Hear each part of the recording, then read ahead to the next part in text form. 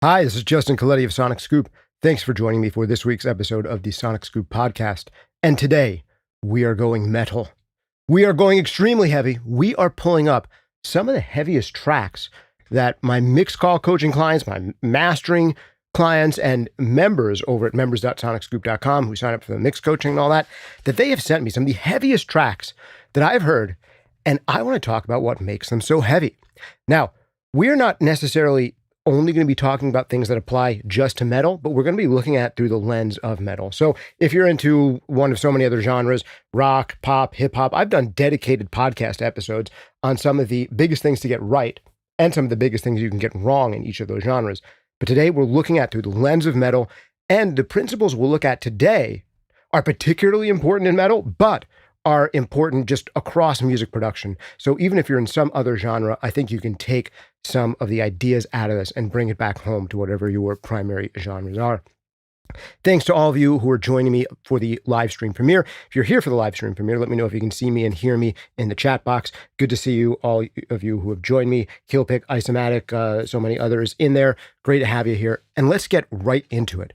I have some audio examples. We're going to get to do some audio show and tell here and not just talk about the concepts, but hear these concepts in action. And I think they are going to be super useful to you. Now, before I get into the big takeaway of the one secret of getting absolutely huge sounds in metal, and not just on one element, but across all the instruments in a track, I need to give you some really basic ideas to get them out of the way, to show you what we're not talking about. And then I'll give you the one big thing that we are talking about. Okay. One of my big things that I've been harping on this channel in recent years is what I call tier theory. This is the idea that you can't have everything be equally loud at all times, or else nothing is super loud and impressive. And even worse than that, you're going to miss the actual point of the song, the most emotionally compelling parts of the song, if you try to make mixes that are just completely well balanced and everything is heard equally all times. If you listen to your actual favorite records, that is not how they sound. Great mixes have one or two what I would call A-tier elements. Why it's tier theory. In your A tier, you're going to have one or two elements that are the most prominent tracks in that record at that moment. And with metal, it's usually going to be either guitars and snare drum, maybe guitars and vocal. In some rare cases, vocal and snare drum, but usually there's going to be one or two elements that are in your A tier, one or two elements that are in your B tier, the second most important elements, and then your C tier, which is everything else after those main elements and your supporting elements. And their job is to not get in the way of the more important elements in the track. But people will say to me, Justin, that's not good enough. I want it all, man. I want huge guitars and huge drums and huge vocals, and I want a huge bass in addition to a huge kick drum. And I also want my cymbals to sound like really impressively, shimmerily huge in a good way that cymbals could sound huge. And what about these special sound effects that I have in my track? I want those to sound huge as well. Justin, you're telling me I can't have it at all? And I don't want to listen to you. No, tell me I can have it at all. And I will tell you, you can have it all. It is possible. Just not all at the same time. So the number one biggest secret that I hear the best metal productions get right is this idea of not only respecting tier theory, but respecting this idea of taking turns. Yes, you can have your kick drum and your bass and your snare and your guitar and your vocals, all of those things be the loudest thing, and your toms too, just not all at the same time. And that's where this big idea of taking turns comes in. Now, with that said, there are some things that we can do to make certain elements be more on equal footing. Let's get those out of the way first.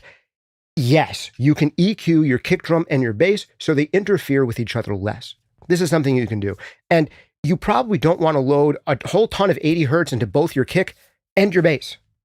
Like, pick one of these elements is maybe going to be more active in the sub-region, say below 60 hertz, and it'll have some extra energy around 40 or 50.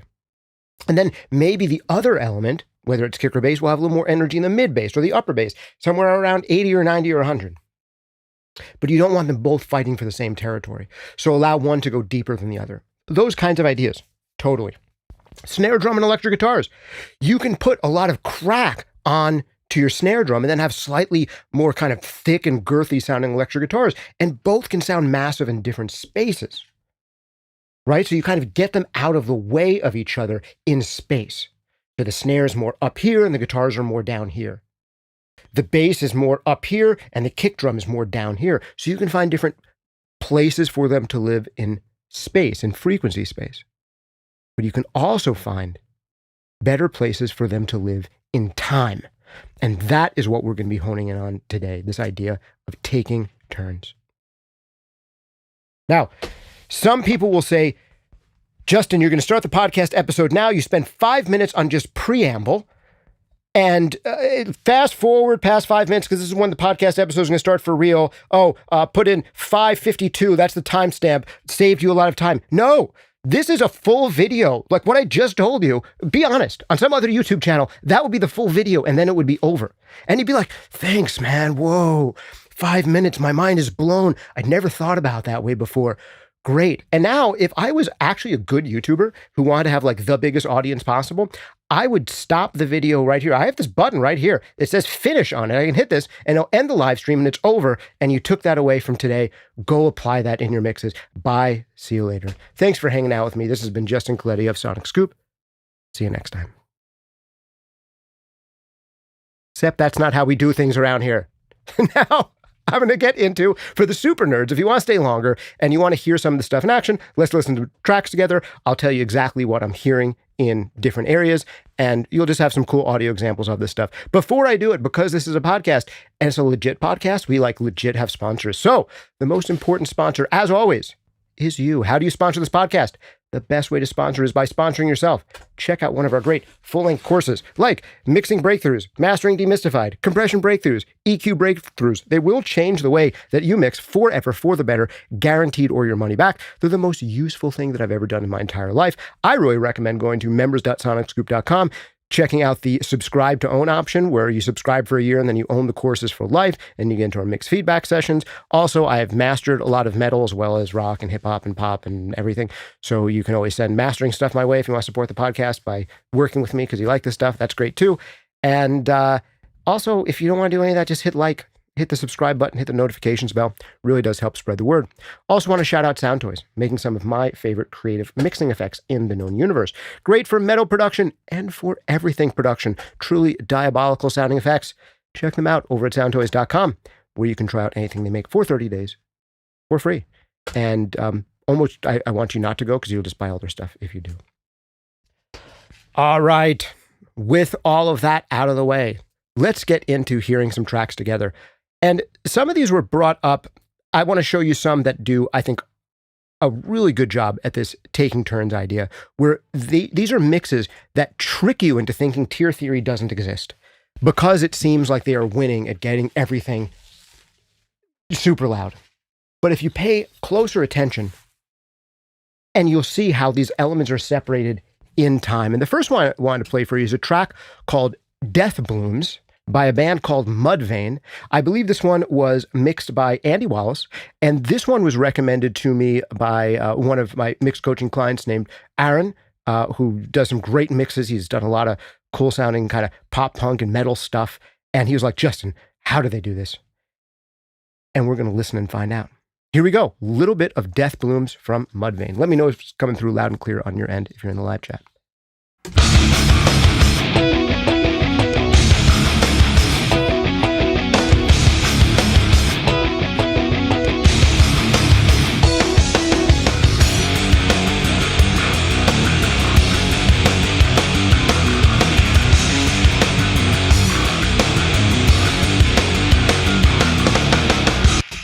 Sweet. I might be adding the tiniest bit more limiting to this by having a true peak limiter on here at the end. So you know what I might do for all of these is just, I'm going to turn them down like a half a dB. Actually, the only thing I can do really quickly is 1 dB. So I'll turn them down all by 1 dB so I don't apply more limiting to them. But man, do you hear that? It's huge. And everything is huge, apparently. But listen to what's going on here. The most important elements in so many records like this are guitars and snare drum should be the loudest thing. But if you listen to this mix from the beginning, you'd be like, nah, Justin, like the kick drum and the bass are the loudest thing. And you're telling me that like in metal, it shouldn't be so much about the bass and so much about the kick drum. Like you have to often let the electric guitar and the snare win, but they're not doing that. Listen to this beginning.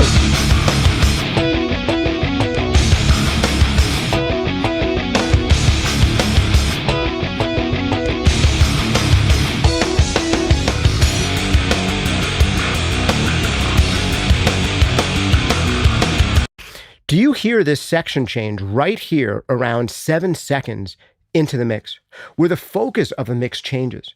And it changes from the low end, from this huge, gigantic bottom they have, to all of a sudden our focus kind of shifts up the register and our kind of ear is pulled up towards the snare drum and towards the guitars. Now, it also seems like we have massive electric guitars as well as massive bass in the first 7 seconds. But that's because written into the arrangement is like a super exaggerated version of taking turns. Listen for it. Oldest metal trick in the book. And the reason they're able to do this is it's baked into the actual arrangement, the actual playing. So the best mixes come out of the best arrangements, and the best masters come out of the best mixes. So the best masters come out of the best arrangements. So this is written into it. And if you are a metal producer dude, or just someone who plays metal music, you have to think about doing this kind of stuff more often. How can I apply switching between dominant instruments in my actual writing? Because that is what makes some of the awesome, huge excesses of metal production possible, is writing into your tracks different times for each element to shine. So we hear a microcosm of this literally in the first 3 seconds, between allowing our kick and bass, and to a lesser extent, our snare drum to dominate, to now the guitars feel like they're almost bigger than that. But our ears shift up. Listen to that one more time.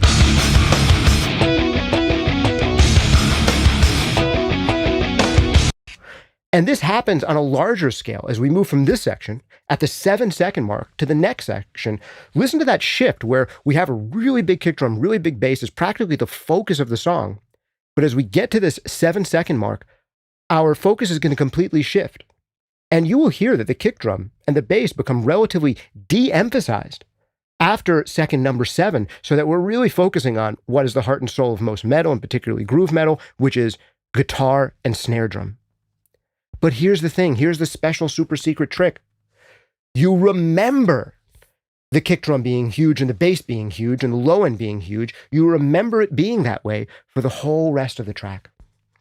And this is the beauty of the taking turns principle when it comes to mixing, is if you can give someone just a taste, even for 2 bars of your drums being really big for a second, your drums can be less big later on, and people will remember that you have really big drums. But now they'll be distracted by how big the guitars are. They're like, I can't believe they had drums that big, and now they have guitars this big, and now the guitars sound so big. Whoa, and that vocal. Do you hear how big that vocal is? Ah, well, the part they didn't tell you is now the guitars are relatively not as big as they were before now that the vocal came in. But you're too distracted by how huge the vocal is to recognize that. And you have this physical sense memory of feeling like they had huge drums, they had huge guitars, and they had huge vocals, and they did, just not all at the same time. Listen to that in the first 15 seconds of the song and tell me if you agree.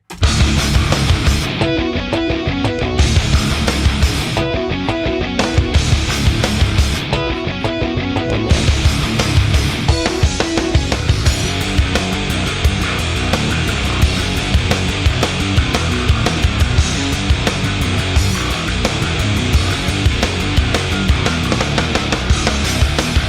And as you listen to this new section, you can tell me what you think are the A tier elements and the B tier elements. Like I said, pick 1 or 2 that feel A tier to you, pick 1 or 2 that feel B tier to you, and it actually might be slightly different depending on what kind of system you're on, whether the system extends really low or whether it's a brighter system, etc. For me, in this next section, like the biggest and most prominent things are if something is going to win, the guitar and snare are allowed to win slightly. And then after that, I would say the bass is like the next major element, where it's maybe near the top of our B tier. We could listen to this whole song and take a whole bunch of lessons from it. But I want to move on to something else. This one, a Mick Gordon track called BFG Division. I forget which one of my either mix coaching or mastering clients recommended this track to me to check out. But man, this gives you such a good sense of two principles I like to harp on. One, this taking turns idea, and also the idea of contrast. Because the other way you're going to make things sound huge is by contrast. If you can establish one sound, and it feels pretty big, but then another sound comes in and it's even bigger, oh my goodness, it sounds like the hugest thing in the entire world. And then yet another track comes in and it's bigger than the one before, goodness. I mean, that's how you get things to sound super mega huge. And one of the ways of doing this is sometimes to have a little bit of space or air in your intro. Now, intro writing is another big thing, and I'll tell you that most beginning producers and engineers have intros that are way too long, that have way too few things happen in them. If you listen to Mudvayne, man, 7 seconds in, we have a complete scene shift. And you hear that kind of thing in really good pop writing, as well as really good rock and metal and hip hop writing, is that these producers and these writers are making sure that you can't get bored. And if they can give you a meaningful scene shift every 7 seconds or so, you might not get bored. Now, this particular track, because it's for a video game, Doom, I think it's like, I don't know if it's Doom. I don't play video games so much, but someone can let me know which Doom game is it. Doom's 64. Am I dated for saying that? Is it Doom like 2000 million or something? It's from a video game. So they get to linger a little bit more because it's almost a little bit more like soundtrack writing.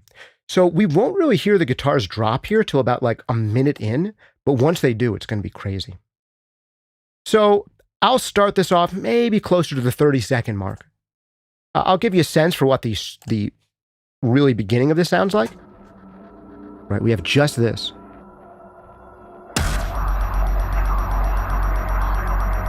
So even that is contrast, right? We're starting off with really minimal swirling sounds.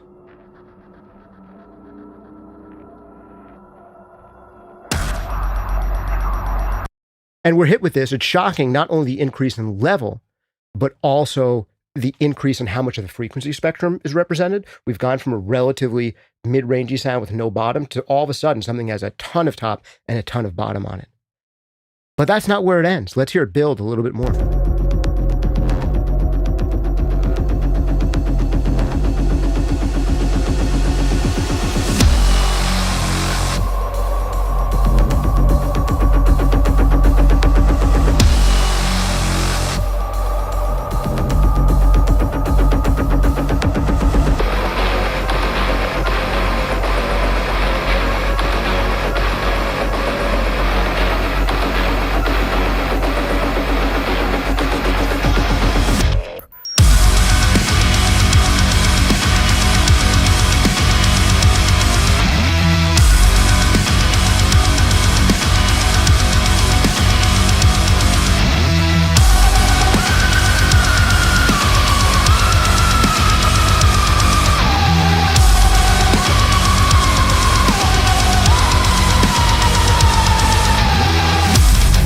Ah, man, I mean, that is beautifully produced. Even if you don't like metal, there's an aspect of this production that's genuinely beautiful. I mean, it's using so well, so many tropes, like so many things that we've heard before. Ideas that are common in like trailer music design, you know, and in modern cinematic music design. But the big thing for me here is, how does he make it where it feels like the kick drum is the biggest and most important thing in the mix once the guitars drop, but also the guitars are even bigger than the kick drum, which is somehow even bigger than the guitars. How does that happen? Well, baked into the arrangement, there's a rocking back and forth, a taking turns. There's a moment where we have even potentially part of a bar that is allowed for the guitars to completely dominate, where our drums drop out, and then our drums come back in, and the drums are actually slightly more massive than the guitars. And then the drums drop out, and the guitars are allowed to be slightly more massive than the drums. And another thing that makes them feel continuously huge, even bigger as it goes along, is you'll hear that Mick Gordon introduces like a high melody part on a synth, this whistly, windy sounding synthesizer. But even though it's like the main melody part, it's actually slightly quieter than and behind the guitars and the kick drum and the snare drum, which adding this element in that feels like it should be a prominent element into the B tier rather than coming up into the A tier just makes those rhythmic elements feel even bigger because they're swamping what would otherwise seem like the most important part of that arrangement at that time. So let's listen one more time to this transition and then listen to that rocking back and forth between kick drum almost slightly dominating guitars to guitars completely dominating drums and flipping back and forth, taking turns.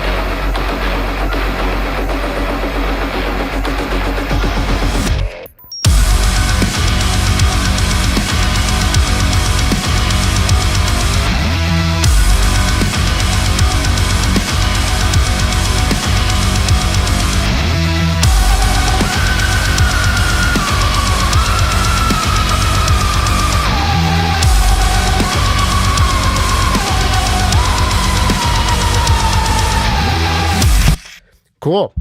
Might bop the mic there.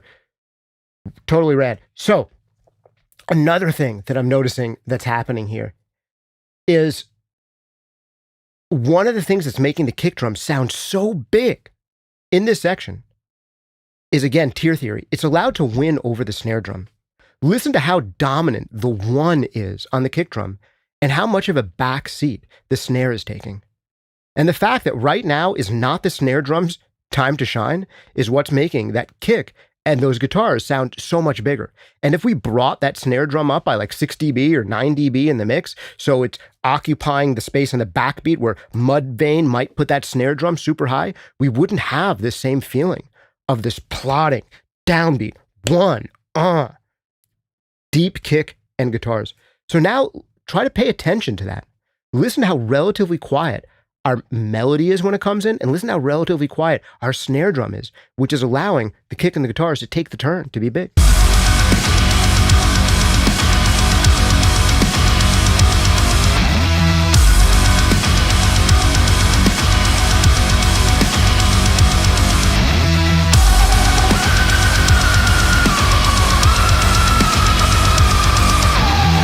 And if you try to focus on that snare drum and that high synth melody, it's almost hard. You're going to get distracted by these more massive elements, and that's part of what's making them feel massive.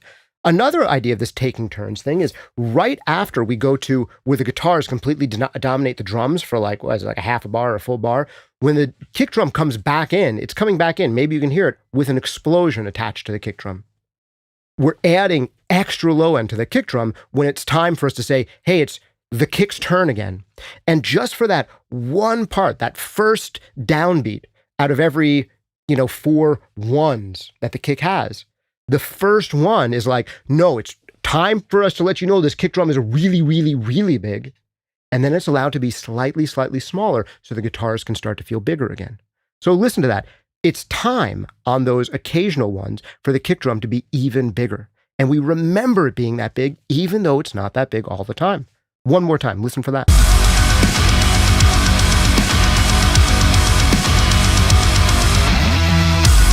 There it is. Did you hear that time? The extra explosion that's on the kick drum when we come back from those guitars? Right about here. You might not hear that if you're not on speakers big enough, but I think even on relatively small systems, you'll still hear that extra weight and level that's in the kick drum on those turnarounds. All right. Now for a true master of this taking turns who takes it way too far almost to the point where it's like, you don't need to do this in your mixes, but it's a beautiful form of artistry in its own.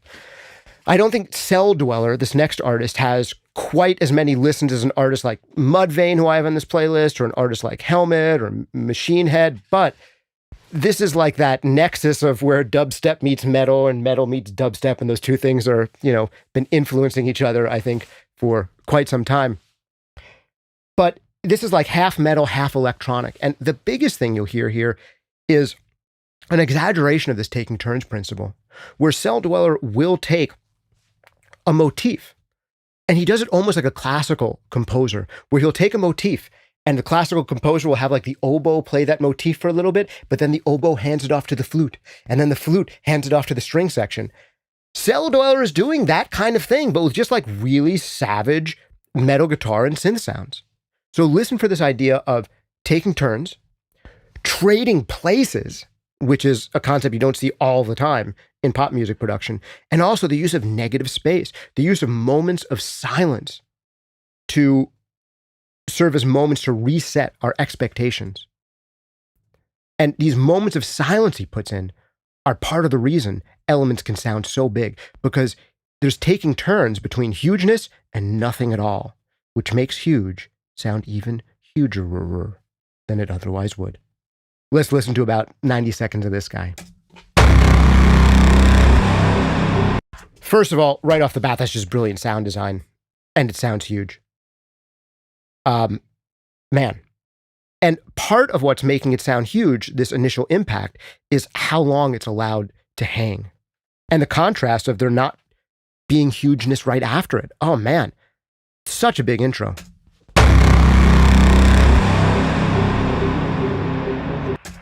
I could do a 30-minute talk on just how to make a sound like that. My goodness.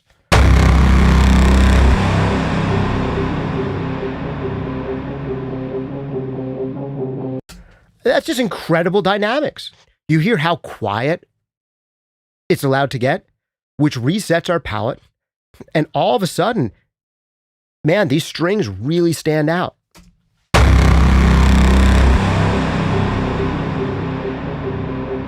As everything disappears around them. And they swell.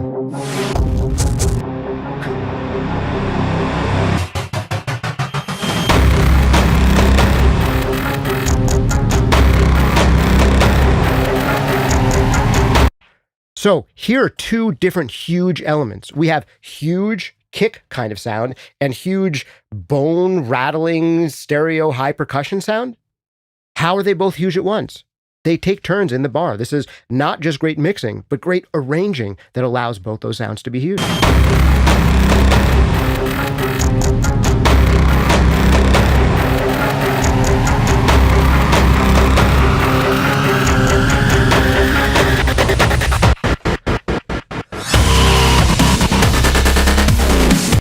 And then again here, the use of silence, allowing this next hit to sound super big. Listen to that.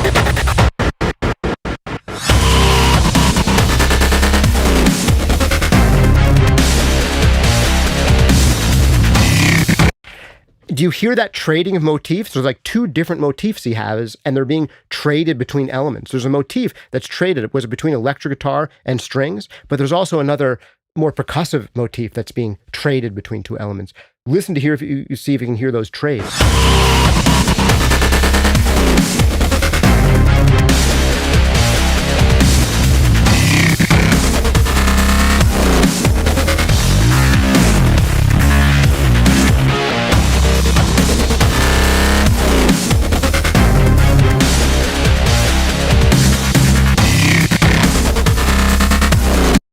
Like, as a producer, you don't necessarily have to try to make something this ornately produced.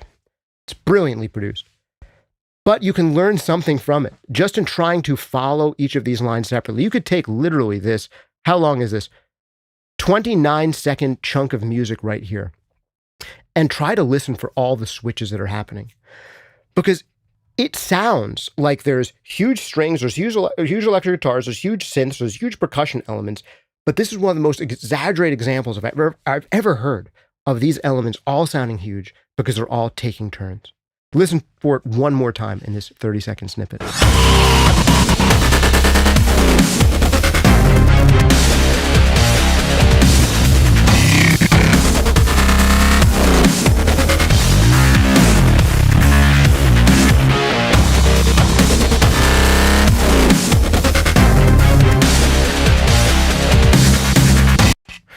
I feel like we could talk for 45 minutes about that 20 seconds that we just heard to map out all the elements that are happening here. But I hope that you come away, at least today, with this principle, this idea of he doesn't have huge strings and huge electric guitars and huge percussion and huge synths all at the same time. That there's a time and a place and a season for each of them. So I hope some of that makes sense to you guys. I'm going to look into the live chat real quick. I might not answer a ton of questions today. I want to keep this one somewhat short and sweet, but Middle Earth Limited says, a lot of the black metal I enjoy seems poorly mixed. Some good recordings have been done by Dan Swano. That's something that we could absolutely look at sometime. If you want to send me some recommendations for tracks to check out or to evaluate in this channel, it's one of my favorite things to do is do this mixed breakdown series where we can look at either specific producers, specific engineers, specific genres, specific songs, or specific styles, and really understand what makes them tick and how we can learn from those types of productions. Legend Boy says, I'm your biggest fan. All right, I believe it. Thanks for being here. Tyler says, Cell Dweller, one man, one machine, LOL, can't wait. GG Blaps says, sounds killer. Willy Willy sounds so sick. A lot of people are just digging the tunes. So I dig that. I hope today's big principle has been useful for you.